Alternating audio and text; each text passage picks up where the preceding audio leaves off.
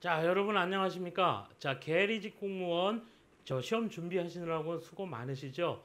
자, 2018년도 기출문제를 가지고 여러분들하고 문제 하나씩 한번 연구를 해보도록 하겠습니다. 자, 2018년도 문제는요, 그 뭐라 그럴까요? 그 특징이 아주 크게 나타났는데요. 우선 첫 번째로 어려운 문제가 무지하게 어려웠다. 그 다음에 쉬운 문제는 너무 쉬웠다. 자, 이렇게 표현할 수가 있겠습니다. 자, 그 얘기는 뭐냐? 변별력 때문에 분명히 매우 어려운 문제가 들어갔다. 그래서 여러분들 앞으로 공부를 해야 될 영역이 또 하나 생겼구나. 이런 생각이 들었습니다. 제가 문제를 보면서. 자, 알고리즘 부분에 대해서 여러분들 부분적으로 이렇게 이해를 하고 계셨었는데, 자, 앞으로는 전반적인 그 알고리즘에 대한 그 개념들과 기본적인 내용들은 또 공부를 해 두셔야 되는, 자, 그런 일이 발생이 됐어요. 참 그런 어려운 문제가 나왔는데 그런 것들을 한번 저하고 한번 얘기를 해 보도록 하고요.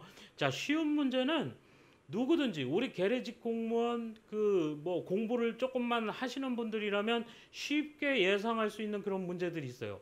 그런 것까지 나왔다는 거, 야, 이건 거의 어이없게 좀 쉬운 문제가 났구나 이런 생각이 드는 문제도 많이 포함이 됐습니다. 그래서 전체적인 그 평균적인 난이도는 예전에 비해서 뭐 그렇게 많이 달라졌다 뭐 이렇게 얘기할 수는 없지만, 자, 이 표준 편차가 좀 넓어졌다고 할까요?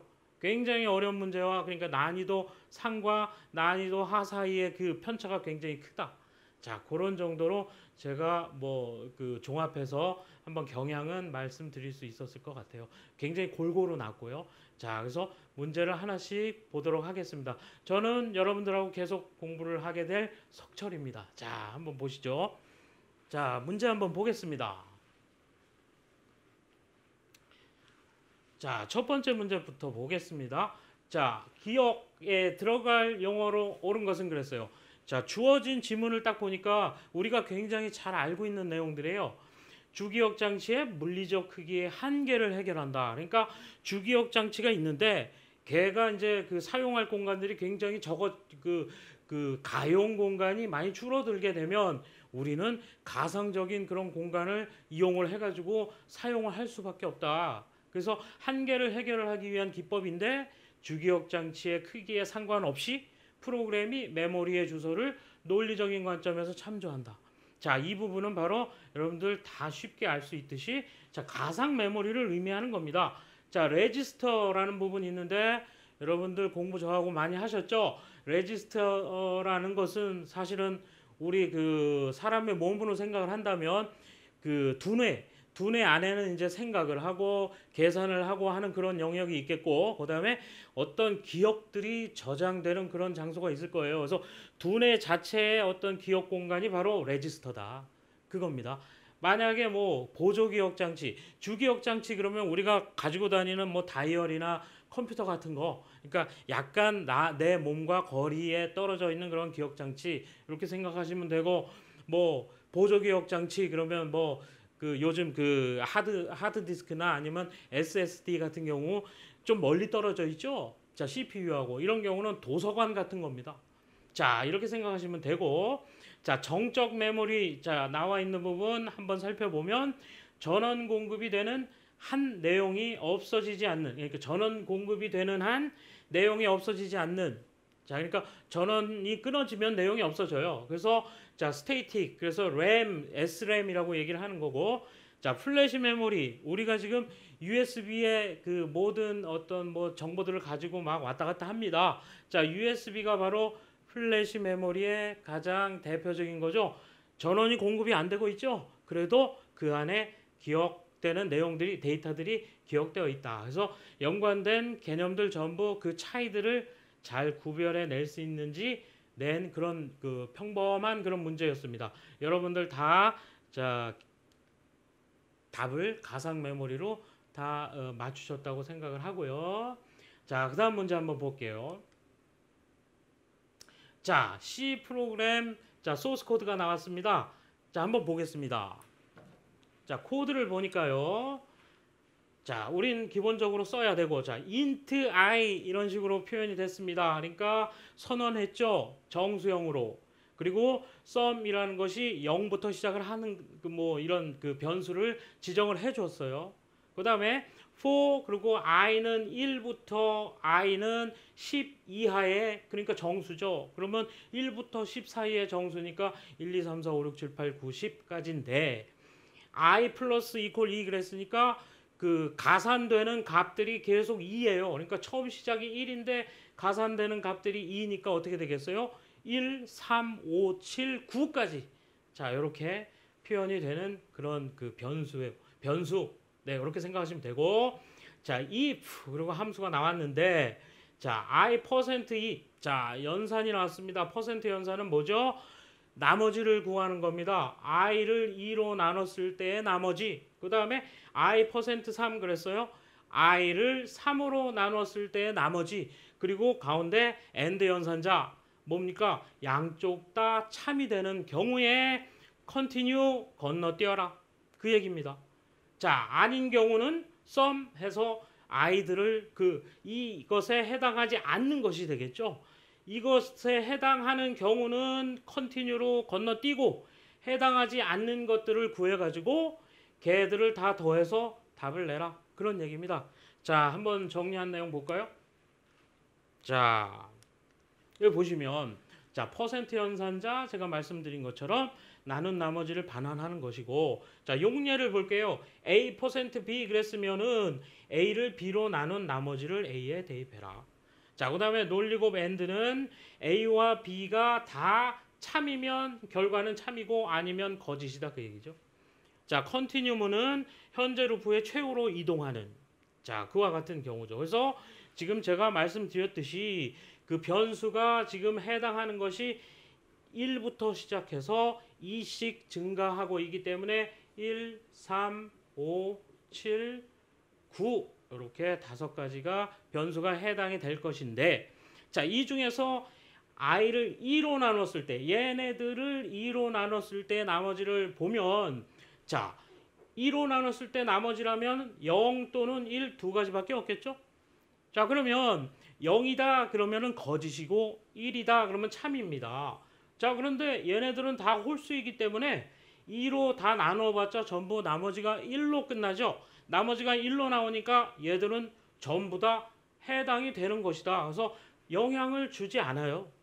당연히 다 참이다. 자, 그 다음에 i%3 그랬는데 자, 3으로 나눴을 때 나머지가 무엇이 나오겠습니까? 0과 1과 2 세 가지가 나오겠죠. 자, 0, 1, 2 중에 하나일 텐데 자, 여기서 중요한 내용이 자, 0이 나오는 것은 거짓이다. 그렇죠? 우리가 그렇게 판단하는데 자, 1만이 참이 아니라 1 또는 2 전부 다 우리는 참으로 간주를 합니다. 자, 그렇기 때문에 그게 다 약속이죠, 우리. 그렇기 때문에 0인 것만 거짓이고 참인 것은 1이나 2의 나머지를 갖는 것은 다 된다. 그래서 참이 되는 게 지금 보면 자, 1은 나머지 1이니까 됐고 자, 5는 3으로 나누었을 때 나머지가 2니까 됐고 자, 7도 나머지가 1이니까 됐고 자, 그러나 3과 9는 나머지가 딱 0으로 떨어지기 때문에 거짓인 것이 3과 9다. 그거죠? 자, 그러면 참인 것을 지금 고르는 거니까 참인 것은 1, 5, 7인데 얘네들은 컨티뉴문에 의해서 다음 것을 수행하지 않고 나가버리죠. 다음으로 넘어가요. 그렇기 때문에 1, 5, 7을 건드리면 안 되고 자, 여기서 조금 헷갈리신 분들이 계셨을 것 같아요. 1, 5, 7을 더하면 안 돼요. 근데 답도 없어요. 더해봤자. 그래서 멘붕에 빠지면 안 되는 거고 3과 9를 더해서 답 12가 이렇게 나오면 되겠다. 그래서 C 언어에 대한 보통 우리가 쉽게 알 수 있는 퍼센트 연산자 같은 거 그다음에 우리가 C 언어를 공부를 했으면 이 정도는 알 수 있다. 다만 여기에서 거짓과 참을 판별하는 것에 대한 어떤 사전 지식이 없었다 그러면 조금 어려운 문제가 될 수도 있었다. 그래서 난이도가 좀 중상 또는 상 네, 이 정도로 되는 조금 어려운 문제였습니다. 네, 여러분들 이런 문제 푸시느라고 고생하셨고 자, 이런 문제를 보고 나셨으면 야, C 언어를 진짜 깊이 있게 좀 공부를 해야겠구나 이런 생각이 드시겠죠? 자, 다음 문제 또 볼게요. 자, 이번 문제는 다음에서 설명하는 소프트웨어 개발 방법론은 그랬습니다. 자, 프로세스와 도구 중심이 아닌 개발 과정의 의사소통입니다. 사실은 개발자들이 있고 그다음에 개발을 의뢰하는 사람들이 있어요. 자, 그러면 개발을 하는 사람들의 입장에서는 좀 더 이제 개발이 편하게 이렇게 하려고 하는 그런 경향이 있겠죠. 그렇지만 그것을 자세 전환을 한다는 거죠. 자, 이게 바로 애자일 개발 방법론, 굉장히 유명한데 그 얘기인데요. 뭐냐면 그 사용자 입장에서 생각을 하고 그다음에 계속 어떤 그 프로토타입이라든지 중간 과정물을 계속 점검을 하면서 정말 원하는 결과물을 향해서 가는 거. 그게 바로 애자일 개발 방법론이다. 자, 그래서 답은 애자일 개발 방법론.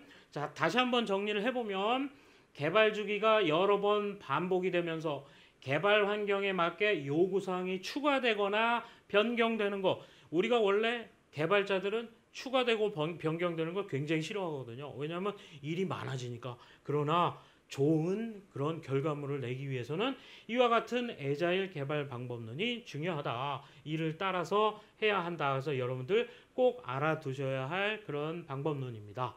자, 다음 문제 볼게요. 자, 부울대수 나왔습니다. 자, 부울대수는 여러분들 연습을 많이 하셨을 거예요. 그래서 딱 보면 뭐 1, 2, 3번 제대로 나왔습니다. 자, 4번이 잘못됐죠, 답은. 왜냐면 자, A, B 지금 논리 곱, 논리 합, 논리 곱 이렇게 되어 있는데 얘는 AA 앞에 있으니까 A 논리 합으로 우리가 분배 법칙을 따져줄 수가 있죠. 그래서 B, B바. 네, 이 교집합이라고 생각하면 돼요. 그 논리 곱은. 그러면 B와 B의 여집합의 교집합은 없는 거죠. 공집합이죠. 그래서 A다. A만 남는다. 앞에 거 해보면. 자, 그리고 나면 A 논리합에 A 바 B 이렇게 됐어요.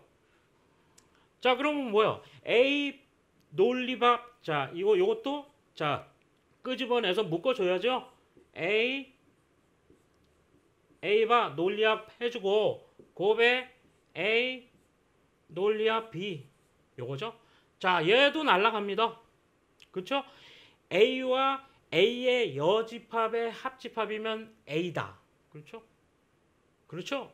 A와 자, A 집합이 있고 자, A의 여집합이면 바깥에 있는 거죠. 이렇게. 자, A와 A의 여집합의 합집합이면 모든 집합이죠. 모든 집합.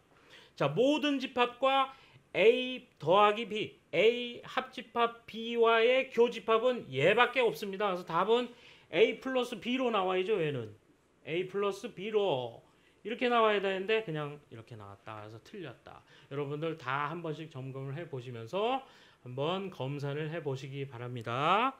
자, 부울대수 기본적인 내용만 아시면 여러분들 풀 수 있는 그런 내용. 자, 다음 문제 볼게요.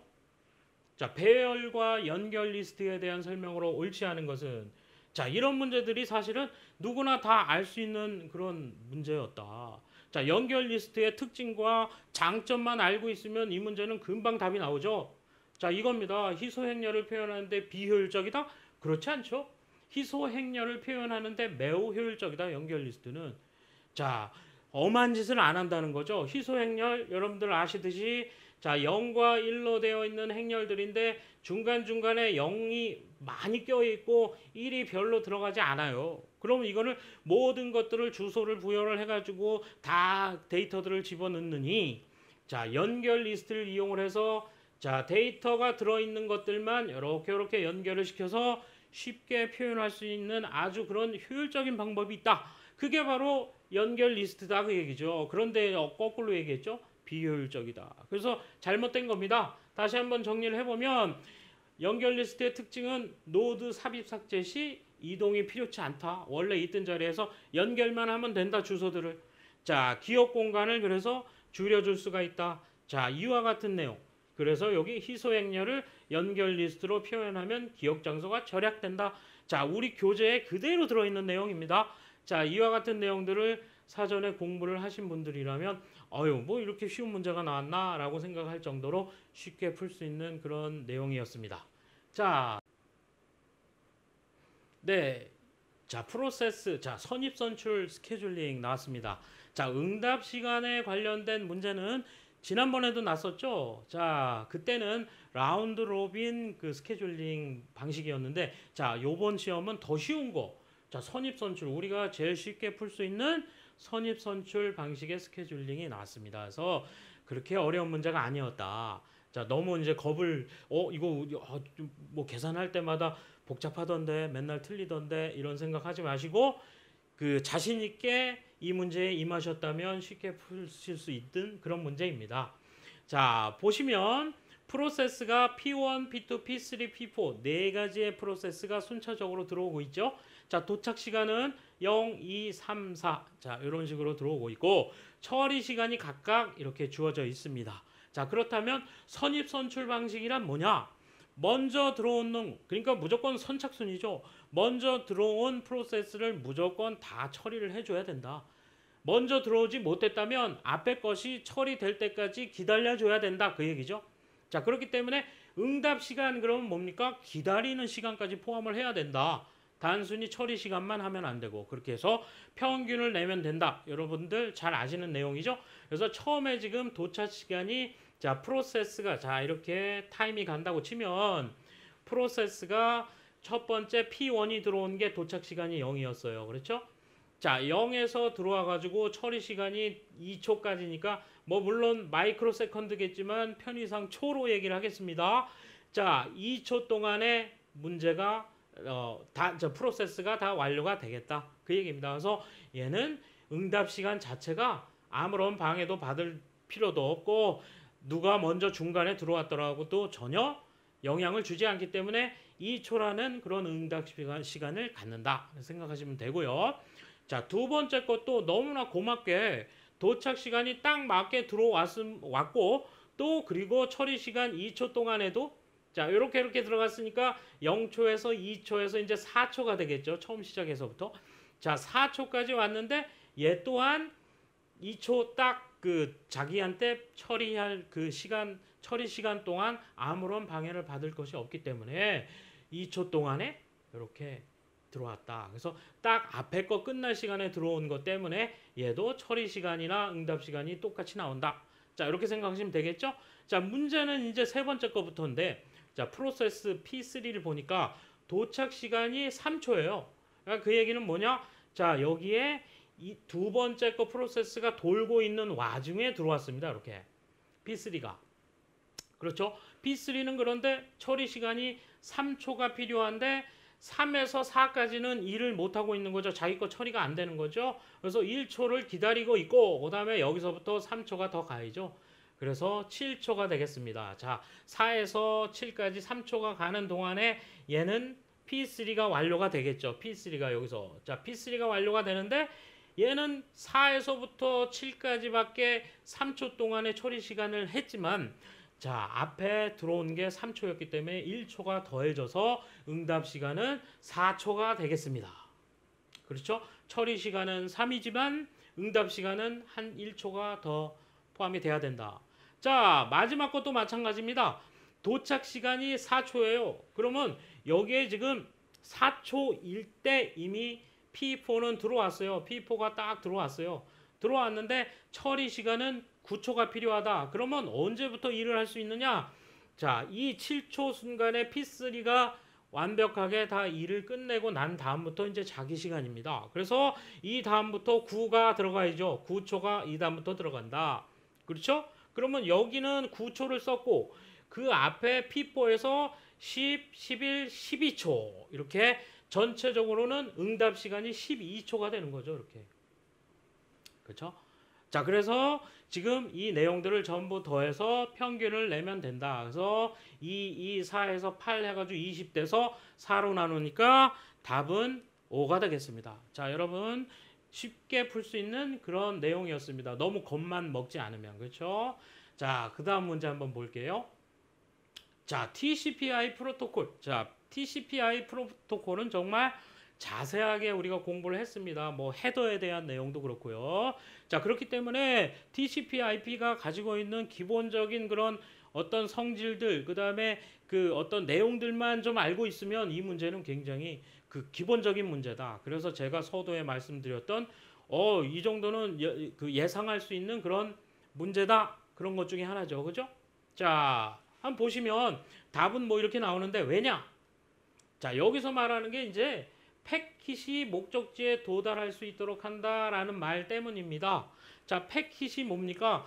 여기서 보면 데이터그램이라는 말로 우리는 교재에서 표현을 했는데 데이터그램이 데이터의 어떤 그 덩어리죠. 그래서 패킷이라고 생각하시면 되고 따라서 자, IP라는 놈은 네트워크 계층 비연결형 데이터그램 프로토콜이고 신뢰성이 미보장된다. 간단하게 오류만 검사한다. 그 내용 때문에 IP에서도 보면 잘못 전송된 패킷에 대하여 재전송을 요청하는 기능 그런 신뢰성을 보장하지 않아요. IP는. 자, 그렇기 때문에 저것도 틀린 내용이고 자, TCP가 비연결형 아니죠. 연결형이죠. 자, 그다음 TCP 네트워크 계층. 자, TCP에 대한 그 계층은 전송 계층이다. 이렇게 생각하시면 되고요. 자, 그래서 프로토콜에 대한 전반적인 기본적인 내용만 알면 여러분들이 쉽게 풀 수 있는 그런 또 하나의 문제였다. 생각하시면 되겠습니다. 자, 요단 문제 볼게요. 자, 요거는 조금 여러분들이 잘 모르시는 경우도 좀 있지만 자, 요즘 시사적인 내용. 자, 여러분들 그 항상 그 계리직 시험의 그 특징 중에 하나가 뭐냐?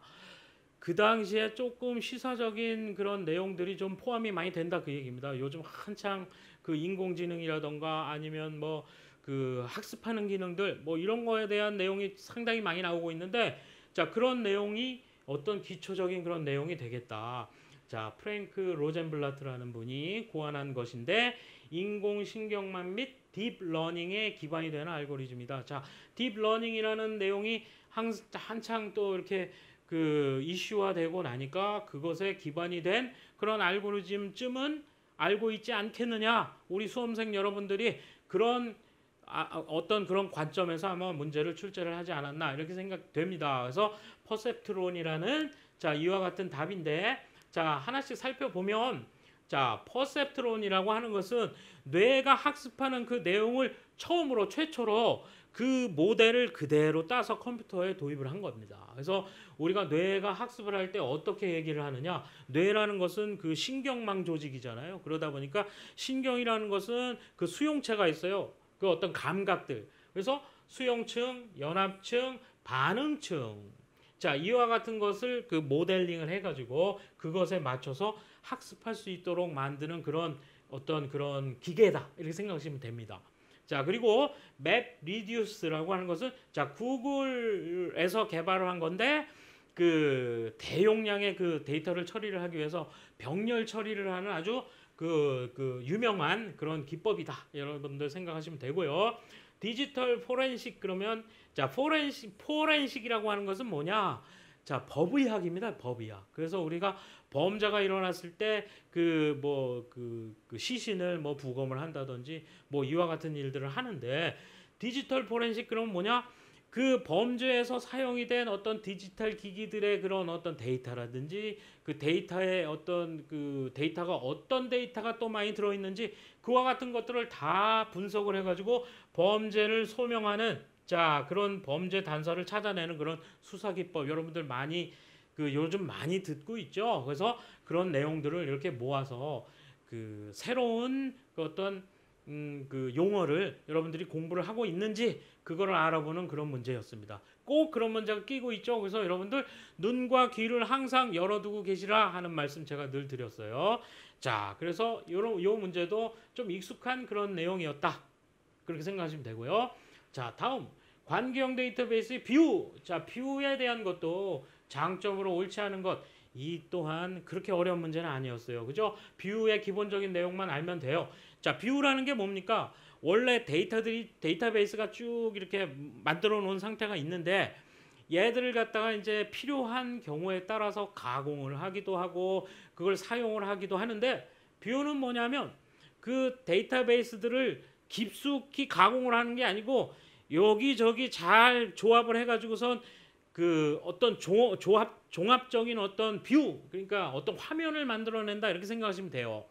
그래서 그거는 그 데이터베이스를 직접 만지는 책임자들이 쓴다기보다 데이터베이스를 활용을 해서 자기 업무에 사용을 하는 사람들이 그 필요한 경우에 뷰를 만들어서 그걸 사용을 한다 이렇게 생각하시면 됩니다. 그렇기 때문에 깊숙하게 어떤 가공을 할 수가 없다. 이게 가장 큰 특징이죠.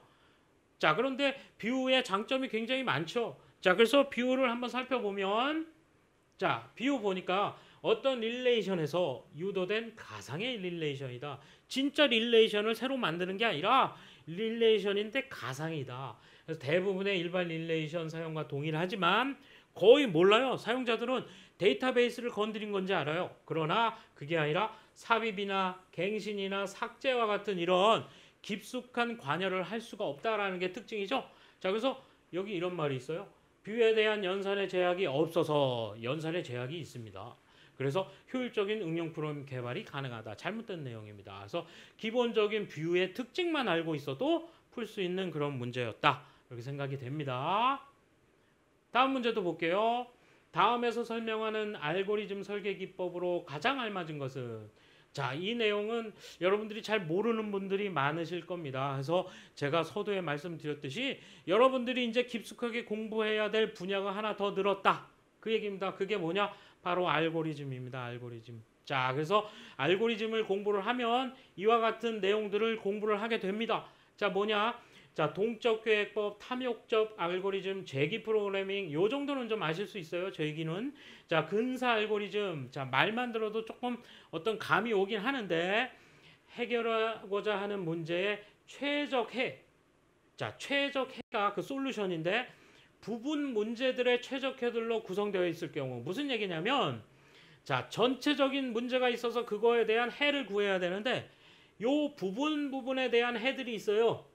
그 해들을 다 하나씩 접근을 해가지고 종합해서 문제를 해결해 나가는 방법입니다. 그게 바로 동적 계획법입니다. 그래서 여러분들 이번 기회에 요 내용들을 알고 계셨으면 좋겠다라는 부분. 자, 저 뒤에 이제 나오는 그런 문제 중에도 탐욕적 알고리즘이 나오는데 탐욕적 알고리즘 또는 탐욕 알고리즘 하는 것은 뭐냐면 가장 근처에 있는 부분들만 그 부분에서 최적화를 시키는 그런 겁니다. 말이 탐욕적 그러니까 조금 이상하게 들리긴 하지만 무슨 얘기냐?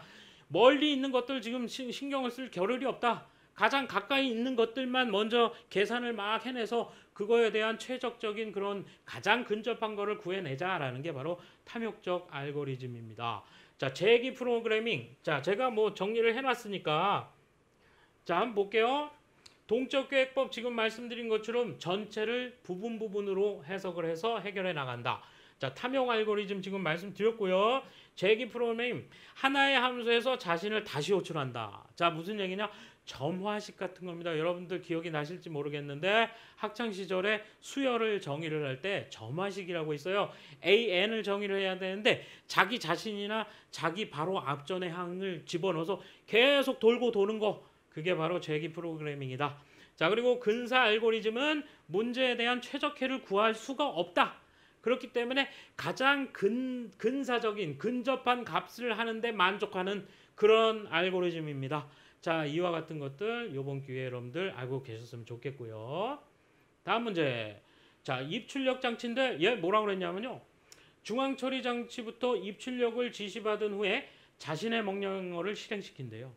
입출력을 수행하는 독립된 프로세서이다. 이것 때문에 이 문제가 풀립니다. 자, 하나의 명령에 의해 여러 개의 블록을 입출력합니다. 이게 바로 뭡니까? 채널을 의미하는 건데요. 자, 우리 교재에서 채널이라고 얘기를 했지만 입출력 프로세서 IOP 방식이라고도 이야기를 했습니다. 자, 그렇게 해서 이를 채널 방식이라고도 한다라고 제가 써놨는데 보면 DMA 방식을 확장했습니다. 그래서 입출력 전담 프로세서 이겁니다. 입출력 전담 프로세서가 있다는 거죠. DMA는 그냥 인터페이스예요. 그 대신 얘들은 다이렉트로 메모리를 접속한다라는 그런 뜻이 있기 때문에 빠르게 접속할 수 있는 방법인데 그것만 해서 만족시키지 않고 전담 프로세서를 집어넣은 거죠. CPU가 하나 더 들어간 겁니다. 그래서 입출력에 전담하는 그런 CPU를 사용했다. 요 말 때문에 우리는 채널 방식이다라고 여러분들이 바로 찾아내셔야 했던 겁니다. 아마도 DMA 방식이라고 그 쓰신 분들이 많이 계셨을 것 같아요. 자, 봅시다. 다음 문제. 자, 고객 계좌 테이블에서 잔고가 얼마 사이인 고객의 등급을 고객으로 변경한대요. 데이터베이스를 자 SQL을 통해서 변경을 하고자 하는 겁니다. 그러면 업데이트 바로 나오죠. 자 그래서 SQL문을 작성했는데 기억과 니은에 알맞은 거 집어넣는 거. 자 여기 보시면 업데이트가 있고 where 있고 그다음에 여기 뭐 and 있어요. 뭐 값 and. 자 보시면 답은 set. 업데이트 했으니까 set이 바로 용례에서 따라와야 되는 거 당연하고요. 둘 사이이기 때문에 between입니다. 자 업데이트문은 여러분들 보시는 것처럼 갱신하는 거죠. 값을 갱신하는 거. 업데이트는 set라는 그런 set와 함께 set가 돼야 됩니다. 그렇게 돼야 되고 between 그러면 and가 따라와야 되고 그래서 답은 쉽게 이렇게 여러분들 찾아내실 수 있는 SQL의 기본적인 문제였습니다. 자 그다음 네트워크 장치에 대한 설명으로 옳지 않은 것은 자 이 또한 자 사실은 네트워크 장비에 대한 문제가 또 나올까 싶었어요. 사실은 그러나 또 나왔습니다.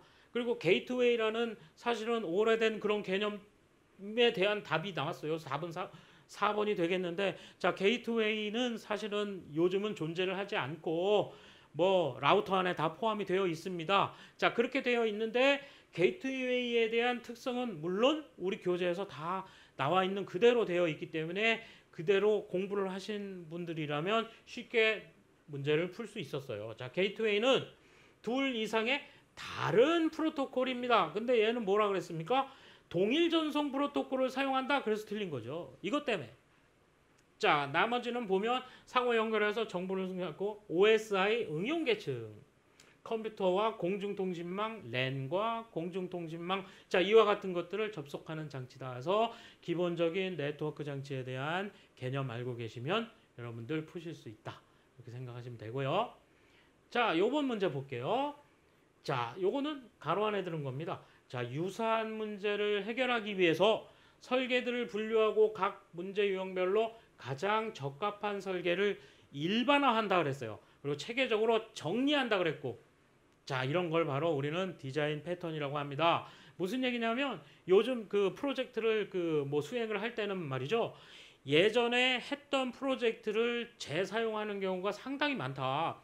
그렇기 때문에 할 때마다 새로 개발을 할 필요는 없다는 거죠. 물론 개발은 그 커스터마이징은 해야 되겠죠. 그렇지만 예전에 사용했던 방식을 그대로 쓴다면 그거를 체계적으로 정리해 놓고 그때 장단점 때문에 새롭게 코딩을 했던 내용이라든지 이런 것들을 잘 정리를 해 놓는다면 다음번에 사용할 때 얼마나 좋겠어요. 그렇죠? 개발하는 회사 입장에서 그거를 잘 가지고 있다라고 하는 것은 매우 중요합니다. 그래서 그런 것을 우리는 디자인 패턴이라는 용어를 이용해서 사용을 하고 있고요. 나머지 내용들은 뭐 여러분들 잘 아시는 내용이니까 그래서 이번 기회에 디자인 패턴 확실하게 알고 계시기 바랍니다. 그래서 디자인 패턴은 자주 사용하는 것을 잘 정형화해 가지고 설계 템플릿을 만든다고 생각하시면 됩니다. 자, 다음 문제. 결합도. 자, 결합도 문제도 예전부터 쭉 단골 문제 중에 하나입니다. 그러면 결합도에서 관련된 거, 결합도, 응집도, 그렇죠? 그 내용에 대한 것은 자, 응집 강도, 자, 결합 강도, 자, 그거에 대한 순서 여러분들 우리 교재에 그대로 나와 있는 대로 볼게요. 자, 지금 기억번이 되겠는데 보시면 자, 결합도의 강약은 자, 데이터에서부터 내용으로 갈수록 점점 강해지는 거죠. 데이터, 자료구조, 제어, 외부, 공유, 내용. 자, 이와 같은 결합도의 강약에 대한 암기 내용, 말하자면 암기 내용이죠. 자, 이와 같은 내용만 알고 계시면 쉽게 풀 수 있는 내용이었다. 문제였다. 이렇게 봅니다. 다음 문제. 컴퓨터 알고리즘에 대한 설명으로 옳지 않은 것을 보기에서 모두 고른 것은 자, 이 문제를 과연 정상적인 방법으로 해결을 한 분들이 과연 있을까 모르겠어요. 이 부분에 대한 알고리즘에 대한 어떤 그 전공 지식이 없이는 매우 어려운 그런 내용입니다. 사실은. 자, 힙 정렬 우리가 잘 알고 있는 내용인데 이 시간 복잡도가 이렇게 되지 않죠? 자, 로그 함수로 표현이 되어야 되는데 이런 식으로 해서 잘못됐다. 기억번은 다 잘못됐다라는 거 여러분들 쉽게 알 수 있을 거예요. 자, 그다음에 제로원 배낭, 제로원 뭐 냅색 문제 뭐 이렇게 얘기를 하는데 이 부분에 대한 내용을 알고 계신 분도 계시겠지만 대부분은 잘 모르실 것이다. 다항 시간 내에 해결 가능한 알고리즘이 개발되었다. 자, 이거는 틀린 내용입니다. 자, 제가 다시 한번 설명을 드릴 것이고, 자, 모든 NP, 자, 이게 뭐냐? Non-deterministic polynomial time. 이게 다항 시간인지 폴리노미널 타임인데, 다항 시간이라는 개념이 뭔지도 여러분들이 아셔야 되고요. 컴퓨터를 이용하여 다항 시간에 해결할 수 없다. 이렇게 되어 있는데, 이게 틀린 내용입니다. 또. 그래서 기억, 니은, 디귿이 다 틀렸어요. 자, 근데 이제 내용을 좀 살펴보면, 자, 보시면, 자, 힙 정렬은 정렬할 원소를 모두 공백 힙후에 삽입한 뒤 남아있는 원소 중 최대값을 한 원소씩 없애는 거. 자, 이를 리스트의 맨 뒤부터 차례로 삽입한다 그랬어요. 그러면 자, 시간 복잡도가 아까 말씀드린 것처럼 로그 함수로 표현이 된다. 자, 그다음에 제로원 배낭 문제라고 하는 것은 뭐냐면요. 이게 예를 들자면 이제 도둑이 보석상을 이제 털러 갔는데 자기가 가지고 간 그 냅색, 그러니까 이 배낭이 한계가 있어요. 몇 킬로그램이나 뭐 몇 그램까지 뭐 그런 건 없겠지만 몇 킬로그램까지밖에 어떤 한정된 양만을 가져갈 수 있는 배낭을 가지고 들어간 거죠. 그렇게 되면은 쫙 보니까 값어치들이 다 다른데 그거를 어느 것부터 집어넣어야 될 것인가에 대한 문제입니다. 이게. 자, 그래서 배낭 문제가 여러 가지가 있는데 그 중에서도 이제 가장 단순한 게 제로원 배낭 문제다. 중복되는 거 없이 그냥 하나씩만 들어있는 거, 값들이 하나씩 있는 거. 자, 그래서 값어치가 각각 다른데 각각 하나씩밖에 없는 그런 배낭 문제입니다. 그러면 뭐 그럴 리는 없겠지만 뭐 1kg짜리이면서 값어치는 뚝 떨어지는 것도 있을 것이고, 그 다음에 굉장히 다이아몬드인데 굉장히 무게는 낮은데 질량은 작은데도 굉장히 큰 값어치를 가진 것이 있을 거고, 그러면 그걸 채우는 것이 값어치만 따져가지고 되는 게 아니라 같이 무게도 함께 생각을 하면서 채워야 되는데 그거를 완벽하게 해결할 수 있는 해가 있느냐 그 얘기입니다. 개발되어 있지 않습니다. 자, 이게 쉬운 문제가 아닙니다. 이거를 그러니까 다항 시간에 대한 이제 내용이 필요한데, 다항 시간은 뭐냐? 문제 해결에 필요한 방정식이 다항식인 경우입니다. 뭐냐? 지금 말씀드린 것처럼 배낭 문제. 자, 제로원 배낭 문제를 해결하기 위해서 필요한 방정식은 절대로 다항식이 아닙니다. 여러분들 수학 시간에 다항식 생각이 나실지 모르겠지만, 자, x에 대한 무슨 승, 요 안에 몇 제곱 하는 것이 이제 들어가는 그런 게 이제 다항식이죠. 이런 것들이 하나의 항을 이루고 이런 것을 다 더하거나 빼거나 하는 어떤 식으로 표현할 수 있는 거. 자, 근데 지수함수 같은 경우는요, 어떤 밑이 이렇게 정해져 있고 그 위에 지수가 미지수인 겁니다. 자, 이런 것들은요, 그래프를 그려보면, 자, 이건 뭐 수학 시간은 아니지만 그런 개념을 요구하고 있어요. 자, 지수함수의 같은 경우는요, 1을 지나고 얘가 이렇게 해서 매우 급속도로 증가를 하는 함수입니다. 자, 얘 같은 경우는, 자, 다항함수 같은 경우는요, 얘하고 비교를 할 수 없을 정도로 x가 지금 뭐 1, 2, 3 이 정도면 감당이 되지만 얘가 10 정도만 가도요, 컴퓨터로 걔를 해결할 수가 없어요. 그 복잡도가 무질서도라고 할 수도 있는데 그런 복잡도가 어마어마하기 때문에 너무나 특수한 경우들이 많아서 얘를 단번에 해결할 수 있는 알고리즘은 개발이 되어 있지 않습니다. 자, 그래서 개념이 지금 NP 그리고 P 문제까지 확장이 돼 버렸는데요. 굉장히 복잡한 문제입니다. 자, 우리가 보통 얘기를 할 때 P, NP 또는 NP, P 이런 문제, 자, P, NP 문제라고 하는 것이 지금 해결이 안 돼 있기 때문에 얘가 바로 밀레니엄 문제가 됐어요. 밀레니엄 문제가 뭡니까? 어마어마한 상금이 걸려있는 미해결 난제 그 중에 하나입니다. 이게. 자, 무슨 얘기냐면 P 클래스, 그러니까 P 영역에 들어가는 그런 문제들이 있고 그 다음 NP 영역에 들어가는 그런 문제들이 따로 있어요. 좀 깊게 설명을 하자면 뭐 1시간 내내 필요하지만 지금 문제 설명이니까 조금 간단하게 얘기를 하자면, 자, P에 들어갈 문제와 NP에 들어갈 문제, 간단한 게 P다고 생각하시면 되고 복잡한 문제, 안 풀리는 문제가 NP라고 생각하면 되는데, 자, 수학자들이 계산을 해봤더니 P 문제들은 NP 문제에 포함이 되는 게 증명이 됐어요. 자, 그런데 NP 문제가 P에 포함이 되는지 안 되는지를 지금 여태까지 모르고 있다는 거죠.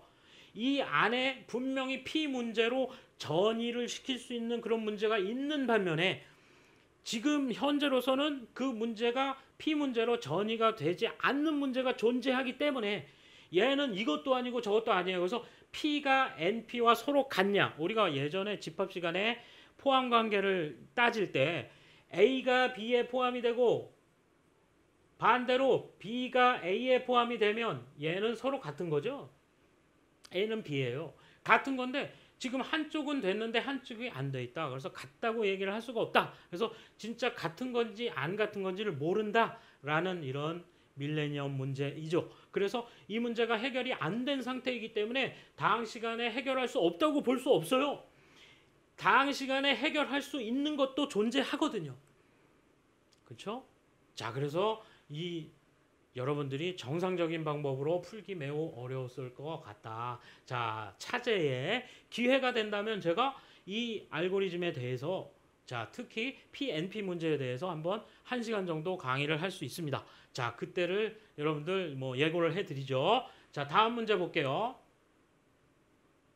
자, 자바 프로그램. 자, 자바 프로그램 소스 코드가 계속 나오고 있죠? 자, 그래서 여러분들이 C 코드에 대해서는 굉장히 공부를 많이 하는데 자바도 이제 신경을 써야 된다. 이런 부분. 자, 그래서 자바에 대한 부분들도 여러분들이 준비를 꼭 하셔야 됩니다.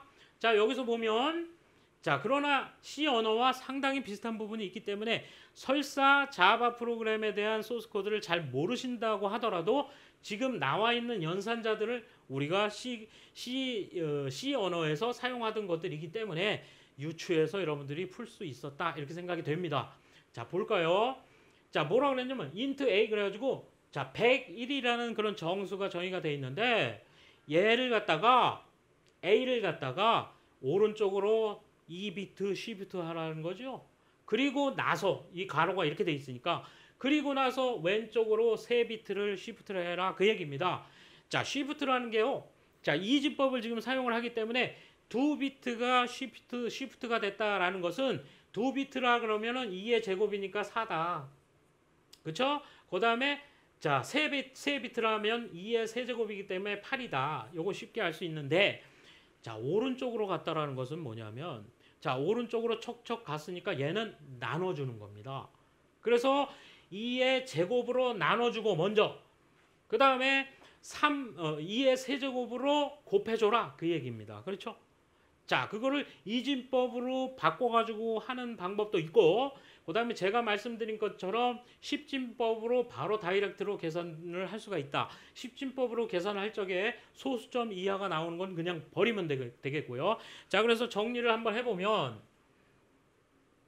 자, 보시는 바와 같이 자, 시프트 연산자는 주어진 비트만큼 오른쪽이나 왼쪽으로 이동하는 건데 용례를 보자. 그러면 A를 B비트만큼이에요. 그래서 A를 2비트만큼 그리고 나서 그 값을 3비트만큼 시프트를 해라. 그 얘기가 됐고요. 자, A가 2비트 같다는 것은 101을 갖다가 2의 제곱으로 나누게 된다고 그랬죠. 그럼 나누고 4로 나누면 소수점 빼버리고 25가 되고 그 다음에 3비트 왼쪽으로 시프트 했기 때문에 곱하기 8이 돼서 25에다 8 곱하니까 200이 됐다. 그래서 답은 200이다. 그 얘기입니다. 자, 그런데 얘를 101이라는 숫자를 이진법, 자, 이진법 환산 여러분들 다 연습 많이 하셨죠? 이렇게 환산을 한 상태에서 자, 시프트가 오른쪽으로 되니까 오른쪽으로 2비트가 축축 나가고 앞에 빈 거 2개가 자리를 채운다. 그래서 이렇게 생겼죠?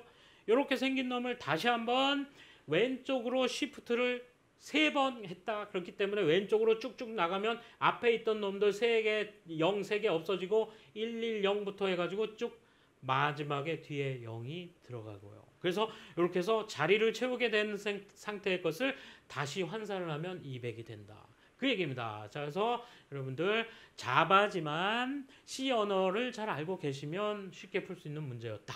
그렇게 생각되고요. 다음 문제. 자, 암호 방식에 대한 설명. 자, 대칭키, 뭐 공개키, 비대칭키, 비밀키. 자, 우리가 알고 있는 내용 그대로입니다. 너무나 쉬운 문제라서 이것들은 아마도 여러분들은 공부를 무조건 해 놓으셨을 것이고 우리 교재에도 너무너무 잘 정리가 되어 있고 그래서 이 내용만 잘 알고 계시면 기억과 디귿이 잘못됐다라는 거 쉽게 보실 수 있습니다. 자, 그 다음 문제 한번 볼게요. 자, 학생 테이블에 튜플들이 자, 아래와 같이 이렇게 되어 있어요. 보니까 학번이 있고 이름이 있고 주소가 있어요. 자, 그리고선 지금 보니까 학번이 1, 2, 3번 이렇게 되어 있는데 우리가 예상했듯이 학번은 바로 기본 키다. 자, 이 테이블의 기본 키가 학번인데 얘가 지금 데이터를 집어넣는데 뭐라고 그랬냐면 널 김영희 서울 그랬어요. 그러면 널인 게 학번이에요. 그리고 김영희 이름 들어있고 주소 서울이라고 들어와 있는데 얘 널 값으로 들어가라는 게 기본 키가 널 값으로 들어갈 수 없기 때문에 당연히 오류죠. 자, 그래서 이 오류는 개체 무결성 위반이다. 그래서 답은 3번이다. 오케이. 그 다음 문제. 자, 마지막 문제가 되겠네요. 자, 십진수 마이너스 2.75를 아래와 같이 그래가지고 IEE 754 표준. 자, 여러분들 공부 많이 하셨어요, 이거. 자, 그래서 그 내용만 그대로 알고 계시면 되는데 연습이 충분치 않았다면 조금 시간도 오래 가고 좀 어려웠을 문제였다 이렇게 생각이 듭니다. 자, 보시면 자, 제가 정리한 내용 볼게요.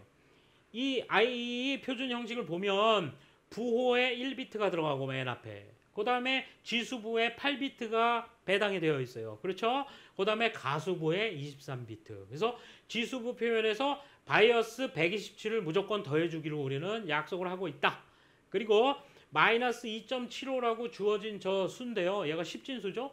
얘를 이진법으로 환산을 해가지고 우리는 표현을 해야 되겠죠. 그래서 이진법 환산을 해보니까 마이너스 10.11이다. 자, 앞에 2라는 것은 자 마이너스는 그대로 왔고 앞에 2라는 것은 당연히 10으로 표현되는 거 여러분들 아시고 자 그런데 0.75를 이진법으로 표현하는 게 좀 어려울 수 있어요. 그런데 굉장히 익숙한 수입니다. 0.75가. 왜냐? 얘는 0.5 더하기 0.25죠. 자, 0.5 그러면 얘는 2분의 1이고 얘는 2의 마이너스 1승이고 그 다음에 0.25 그러면 얘는 4분의 1이고 그래서 얘는 2의 마이너스 2승이고 그래서 그 다음 거를 다 그대로 더해준 것이다. 그래서 11.11 이렇게 여러분들 쉽게 표현할 수 있어야 합니다. 자, 그래서 얘는 맨 앞자리 한 자리만 지수가 돼야 되기 때문에 마이너스 1. 이게 가수죠. 마이너스 1.011 자, 이렇게 표현이 되고 곱하기 2의 1승이다. 그렇죠? 여기 한 칸 같기 때문에 자, 그래서 부호는 맨 앞에 1이 들어가야 된다. 음수이기 때문에 1을 집어넣어야 되고 다 1이고 그 다음 지수부를 딱 보니까 1에다가 바이어스 127을 곱해야 돼요. 더해야 돼요. 그러니까 128이 되니까 딱 2의 7승이 돼서 0 7개 붙이면 되는 거죠. 1 쓰고 0 7개 붙이면 되겠다.